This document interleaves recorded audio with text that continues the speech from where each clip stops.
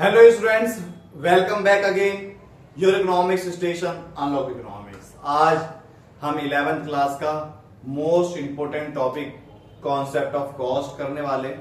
ठीक है, एग्जाम में जो क्वेश्चन बताएंगे वही आएगा, 100% वही आएगा। बहुत आसान तरीके से हम लोग कॉन्सेप्ट ऑफ कॉस्ट को करेंगे। ठीक है, चैनल को सब्सक्राइब करना, बेल आइकन दबाना और ज्यादा से ज्यादा शेयर करना, जिससे ये यूजफुल वीडियो, ये यूजफुल क्लास आप लोगों के दोस्तों तक भी पहुंच सके। ठीक है क्लास, तो बिना देरी करे हम लोग चालू करते हैं कॉन्सेप्ट ऑफ कॉस्ट। ठीक है, कॉन्सेप्ट ऑफ कॉस्ट, इसके अंदर सबसे पहले अगर हम बात करें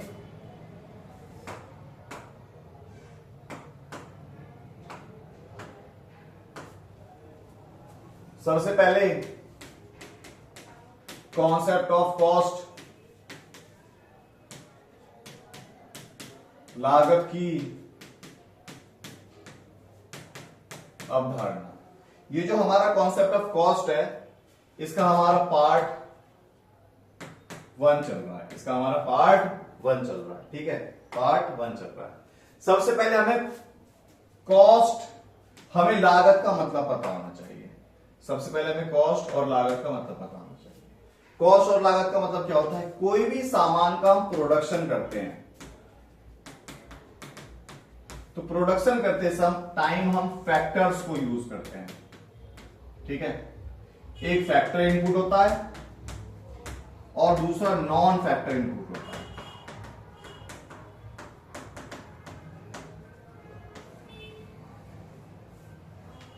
फैक्टर इनपुट होता है और दूसरा नॉन फैक्टर इनपुट होता है।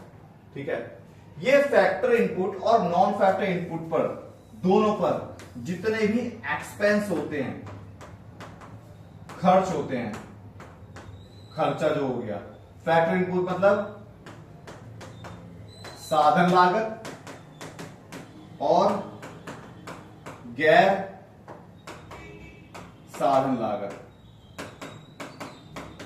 ठीक है, साधन लागत और गैर साधन लागत, इस पर जितने तरीके के भी हमारे खर्चे होंगे, उन सबको हम क्या बोलते हैं? हम कॉस्ट बोलते हैं। तो डेफिनेशन क्या बनी? It refers to expense on factor inputs और non factor inputs is known as हमारा cost कहलाएगा। ठीक है, तो क्या डेफिनेशन बनी? It refers to expense on factor और non factor inputs। समझ में आया?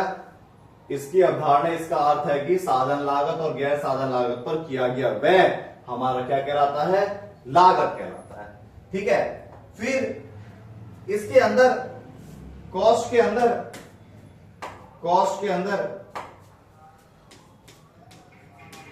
कॉस्ट लागत के अंदर दो तरीके के खर्चे जुड़े हुए होते हैं, एक्सप्लिसिट कॉस्ट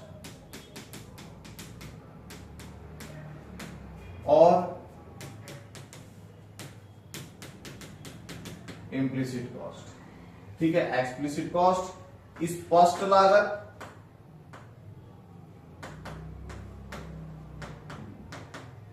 और निहित लागत।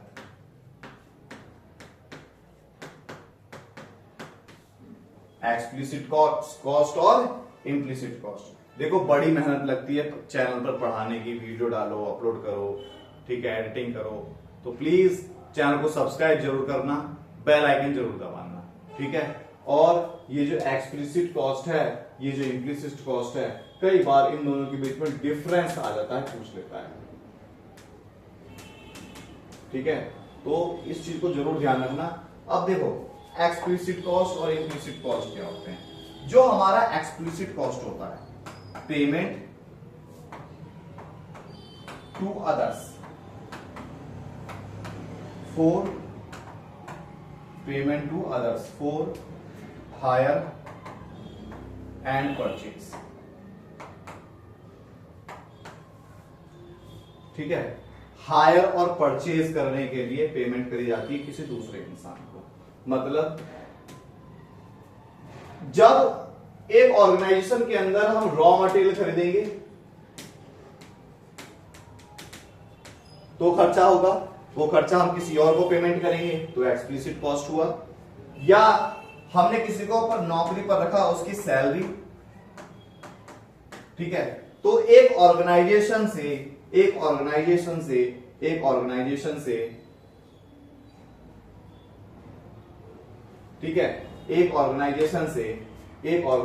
से पेमेंट कहां चली गई, बाहर चली गई ना, उसे बोलते हैं हम एक्सप्लिसिट कॉस्ट, जो हमें दिखाई देती है। मैं कहीं जॉब करूंगा तो वो मुझे सैलरी देगा, किसी और को पेमेंट करी ना तो क्या हो गई, एक्सप्लिसिट कॉस्ट हो गई, ठीक है। फिर अगर हम इम्प्लिसिट कॉस्ट की बात करें, पेमेंट टू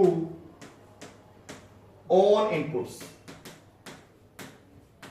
ठीक है, पेमेंट टू ऑन इनपुट्स या सेल्फ पेमेंट। जैसे एक ऑर्गेनाइजेशन है, इस ऑर्गेनाइजेशन पे जो बिल्डिंग है ना, वो बिल्डिंग, जो ऑर्गेनाइजेशन की जो बिल्डिंग है, वो बिल्डिंग, ठीक है, जो इसका मालिक है, उसने अपनी ही बिल्डिंग में काम चालू कर रखा है। अगर ये वाली बिल्डिंग जो है वो किसी और को किराए पर दे दे तो इसके पास पेमेंट आएगी, लेकिन ऐसा इसने नहीं करा, जगह वो खुद यूज कर रहा है तो खुद तो अपना पैसा निकालेगा ना, तो वो क्या कहलाएगी, हमारी खुद को पेमेंट करी तो इम्प्लिसिट कॉस्ट। नहीं आया समझ में, कोई बात नहीं, दोबारा देखो। ये एक्सप्लिसिट और ये इम्प्लिसिट, ये ऑर्गेनाइजेशन, ठीक है, ये ऑर्गेनाइजेशन में सैलरी, रेंट, ठीक है, वेजेस, रॉ मटेरियल, ये सारे जो खर्चे हो रहे हैं, ये बाहर जा रहे हैं ना, अदर, ये किसी और के पास जा रहे हैं, ठीक है, तो ये तो हो गया एक्सप्लिसिट। सारे खर्चे करने के बाद उसके पास जो लेफ्ट अमाउंट बचेगा, वो लेफ्ट अमाउंट किसका होगा, ओनर का होगा ना, मालिक का होगा। अगर वो मालिक कहीं जॉब करने के लिए जाता तो उस जॉब से उसे सैलरी मिलती, ठीक है। अगर उस मालिक ने अपना मकान किसी और को किराए पर दिया होता तो उसे किराया मिलता, लेकिन उसने सबसे पहले किसी और को पेमेंट करी, बाद में जो उसका पैसा बचा, उस पैसे के अंदर उसकी सैलरी भी इंक्लूड होगी, उसका किराया भी इंक्लूड होगा और उसका प्रॉफिट भी इंक्लूड होगा। ये सारा इंक्लूड जो होगा वो खुद ही ले रहा है ना, इसीलिए बोला इम्प्लिसिट कॉस्ट, जो हमें पता नहीं लग पाता कि मैनेजमेंट की सैलरी कितनी है, प्रॉफिट कितना लिख गया, हम पता नहीं लगा पाते। मेरी एक ऑर्गेनाइजेशन, मेरा एक ट्यूशन सेंटर, अगर मैं अपनी ऑर्गेनाइजेशन में काम कर रहा हूं, मैं काम ना करके कहीं और पढ़ा रहा होता या कहीं मैनेजमेंट संभाल रहा होता तो मेरे पास सैलरी आती ना। लेकिन मैं अपनी ऑर्गेनाइजेशन में पहले सबको पेमेंट कर रहा हूं, बाद में जो बचता है वो मैं ले रहा हूं। जो बाद में बचता है उसके अंदर क्या क्या इंक्लूड है, मेरी सैलरी भी इंक्लूड है, किराया भी इंक्लूड है, मेरा मैनेजमेंट का खर्चा भी इंक्लूड है, सब कुछ इंक्लूड है, तो इसीलिए बोलते हैं इम्प्लिसिट कॉस्ट। समझ में आ गया, ठीक है। फिर एक आता है प्रोडक्शन कॉस्ट, फिर एक आता है सेलिंग कॉस्ट। जो हमारा प्रोडक्शन कॉस्ट है इसे बोलते हैं उत्पादन लागत, और इसे बोलते हैं विक्रय लागत, ठीक है। कोई सामान बनाने तक का जो खर्चा होता है ना, उस खर्चे को बोलते हैं प्रोडक्शन कॉस्ट। हमें ये पेन बनाना है, पेन बनाने के लिए रॉ मटेरियल लगा, लेबर लगी, इलेक्ट्रिसिटी, ठीक है, बिल्डिंग, इन सब का खर्चा इंक्लूड कर दिया जाता है। ये पेन बनाने तक का जो खर्चा आया उसे बोला हमने प्रोडक्शन कॉस्ट। ये पेन बनाने तक का जो खर्चा आया, ये बोर्ड बनाने तक का जो खर्चा आया, चाहे चाय का खर्चा हो, बिजली का खर्चा हो, पानी का खर्चा हो, सब कुछ इसके अंदर इंक्लूड कर दिया गया है। क्या हो गया? Production cost. जब प्रोडक्शन हो गया, जब प्रोडक्शन हो गया तो प्रोडक्शन से सामान बेचा जाएगा। इसके बीच में बहुत सारे खर्चे होंगे, जैसे ट्रांसपोर्ट, एडवर्टाइजमेंट, ठीक है। तो सामान बेचने का जो खर्चा होता है, सामान बनाने तक का खर्चा प्रोडक्शन कॉस्ट, बनाने के बाद से लेकर बेचने तक का जो खर्चा आता है, कस्टमर के पास सामान पहुंचने तक का जो खर्चा आता है, उसे बोलते हैं हम सेलिंग कॉस्ट। समझ में आया? ये पेन बना, प्रोडक्शन कॉस्ट। बनने के बाद ये कहां गया होगा? दुकानदार के पास गया होगा। किससे? बस के माध्यम से, ट्रेन के माध्यम से, या रिक्शे के माध्यम से, ठीक है। इसकी एडवर्टाइजमेंट करी होगी, चाहे मीडिया में करी होगी, न्यूज़पेपर में करी होगी, कहीं पर भी करी होगी। ये सारा खर्चा सेलिंग कॉस्ट के अंदर आता है। ठीक क्लास, देखो चैनल को सब्सक्राइब जरूर करते जाओ, चैनल को सब्सक्राइब जरूर करते जाओ, बेल आइकन जरूर दबाते जाओ, क्योंकि आप लोगों की मदद से ही हम लोग आगे बढ़ेंगे। फिर आता है हमारा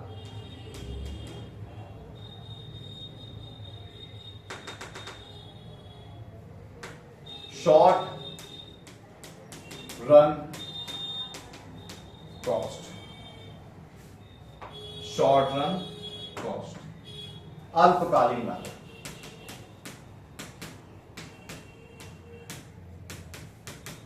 शॉर्ट रन कॉस्ट, अल्पकालीन लागत, ठीक है, अल्पकालीन लागत। इसमें सबसे पहला आता है TFC, टोटल फिक्स्ड कॉस्ट, या कुल स्थिर या बंधी लागत। ये बंदी नहीं है, बंधी है, बंदी नहीं है, बंधी है। समझ में आ गया? तो TFC को हम क्या बोलते हैं? टोटल फिक्स कॉस्ट, कुल स्थिर लागत या कुल बंधी लागत, ठीक है। ये हमारा जो TFC है, ये निकालने का जो फॉर्मूला है, ये देखो ये कैसे निकलता है। टोटल फिक्स कॉस्ट का मतलब क्या होता है, ये जान लो पहले। देखो टोटल फिक्स कॉस्ट का मतलब होता है, ठीक है, it is fixed cost when output increase or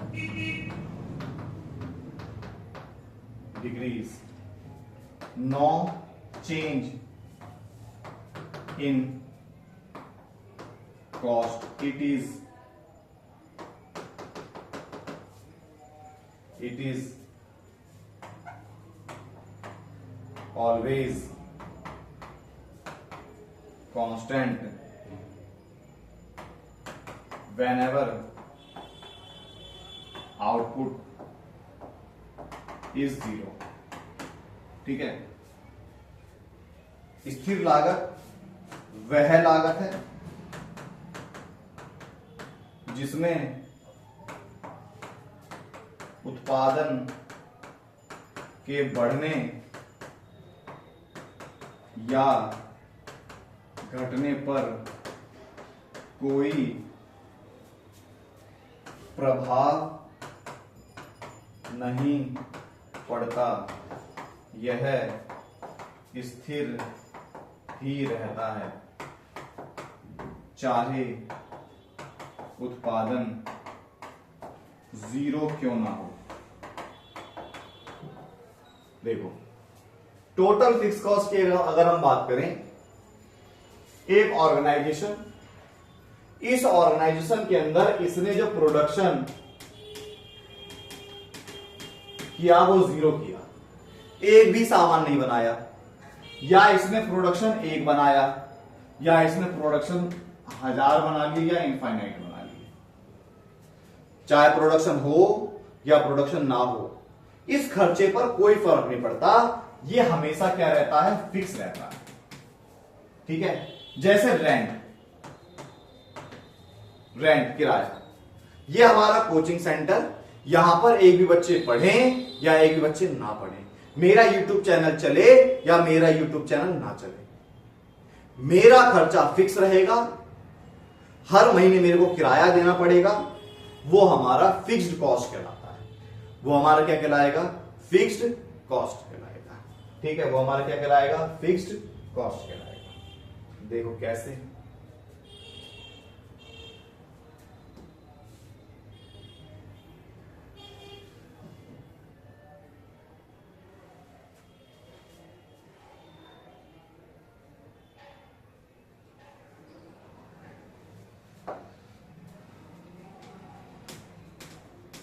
output और TFC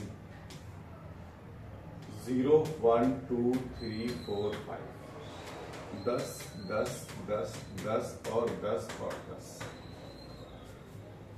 खर्चा उत्पादन मेरा 0, खर्चा फिर भी 10 आ रहा है। एक सामान बनाया फिर भी खर्चा 10, 5 सामान बनाया फिर भी खर्चा 10। एग्जाम्पल रेंट हो गया, हमारे घर में कोई रहे या ना रहे, हम ताला लगा के गांव चले जाएंगे। ठीक है, जब हम ताला लगा के गांव चले जाएंगे 2 महीने 3 महीने तक हमारा ताला लगा हुआ था, लेकिन जो लैंडलॉर्ड है, जो मकान मालिक है, वो हमसे किराया जरूर लेगा। समझ में आया, वो हमारा फिक्स कॉस्ट है। और फिक्स कॉस्ट के अंदर जो हमारा डायग्राम बनता है, ये हमारा TFC बना।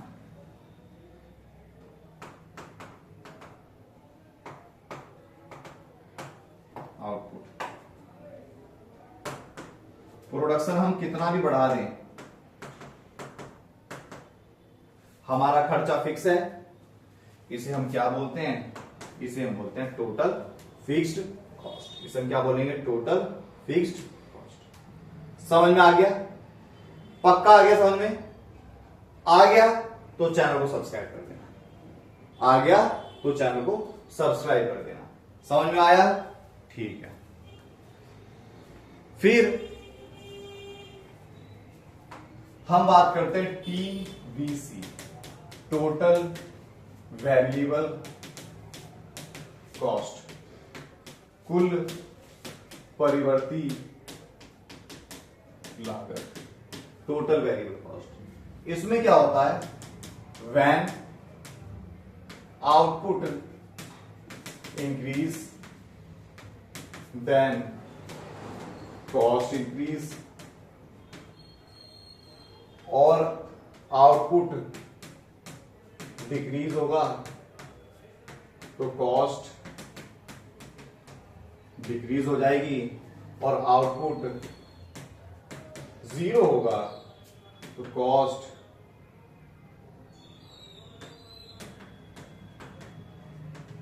जीरो हो जाएगी।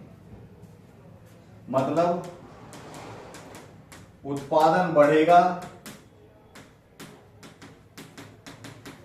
लागत बढ़ जाएगी। उत्पादन अगर कम होगा तो लागत कम हो जाएगी, और उत्पादन अगर 0 होगा तो कॉस्ट भी क्या होगी, 0। जैसे जैसे ऑर्गेनाइजेशन का जो किराया था ये तो फिक्स होगा, लेकिन ऑर्गेनाइजेशन चलाने के लिए जो इलेक्ट्रिसिटी लगेगी, हम जितनी ज्यादा इलेक्ट्रिसिटी को यूज करेंगे उतना ज्यादा खर्चा आएगा, जितना कम यूज करेंगे उतना कम खर्चा आएगा, बिल्कुल यूज नहीं करेंगे नहीं आएगा खर्चा। रॉ मटेरियल, हम रॉ मटेरियल खरीद के लाएंगे, हमारा खर्चा बढ़ेगा, नहीं खरीदेंगे तो नहीं बढ़ेगा। समझ में आया, ये हमारा क्या है, टोटल वेरिएबल कॉस्ट है। क्या ये हमारा टोटल वेरिएबल कॉस्ट है, ठीक है। हमारा क्या है, ये टोटल वेरिएबल कॉस्ट है। अब आउटपुट 0 1 2 3 4 5 टीवीसी। जब जीरो था आउटपुट तो जीरो खर्चा, सामान बढ़ा तो सामान बढ़ गया, खर्चा भी बढ़ गया। दो सामान बनाया तो और खर्चा हमारा बढ़ गया, ठीक है, हमारा खर्चा 19 आ गया। हमने और बढ़ाया तो हमारा खर्चा 27 हो गया। हमने और बढ़ाया तो खर्चा हमारा 35 हो गया। हमने और बढ़ाया तो हमारा खर्चा क्या हो गया, 35 नहीं 34 हो गया। हमने और बढ़ाया तो खर्चा हमारा क्या हो गया, 38 हो गया। ठीक है, ये नहीं तो और आसान तरीके से हम टेबल बता देते हैं। 0, 10, 20, 30, 40, 50। हम जैसे जैसे उत्पादन बढ़ा रहे हैं हमारा खर्चा क्या होता गया, बढ़ता गया। हम जैसे जैसे उत्पादन बढ़ा रहे हैं हमारा खर्चा क्या हो गया, बढ़ता गया। ठीक है, तो इसका जो डायग्राम हमारा बनता है ये टीवीसी का डायग्राम बना। टीवीसी का ऐसा डायग्राम क्यों बना, ये तो मैंने तुम्हें आसान कराने के लिए कर दिया, लेकिन जो इसकी जो सच में टेबल बनती है वो बनती है ऐसे।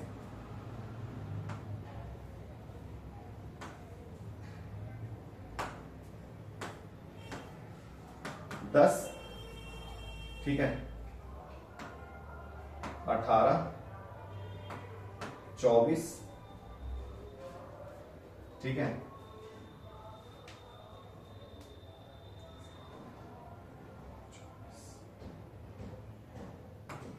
28, 34। ठीक है, अब देखो हम जैसे जैसे सामान बनाते हैं, हम कोई सामान ज्यादा बल्क में बनाते हैं तो खर्चा हमारा धीरे धीरे कम होता जाता है ना। ये देखो खर्चा बढ़ तो रहा है लेकिन धीरे धीरे कम होते हुए बढ़ रहा है। पहले 10 का खर्चा था, एक बनाए थे, 2 बनाया था तो 20 का खर्चा होना चाहिए था ना, लेकिन देखो खर्चा क्या हो गया, थोड़ा सा कम हो गया। 3 बनाया तो खर्चा 30 का होना चाहिए था, इसीलिए ये डायग्राम हमारा इस तरीके का होता है। समझ में आया? टोटल फिक्स कॉस्ट के अंदर हमारा डायग्राम फिक्स होता है बिल्कुल सीधा, क्योंकि हमारा खर्चा बिल्कुल फिक्स होता है। और टोटल वेरिएबल कॉस्ट के अंदर हमारा खर्चा पहले धीरे धीरे कम होता हुआ जाता है ऊपर, फिर एकदम तेजी से वापस बढ़ता हुआ चले जाता है। समझ में आया? आज की क्लास के लिए इतना ही।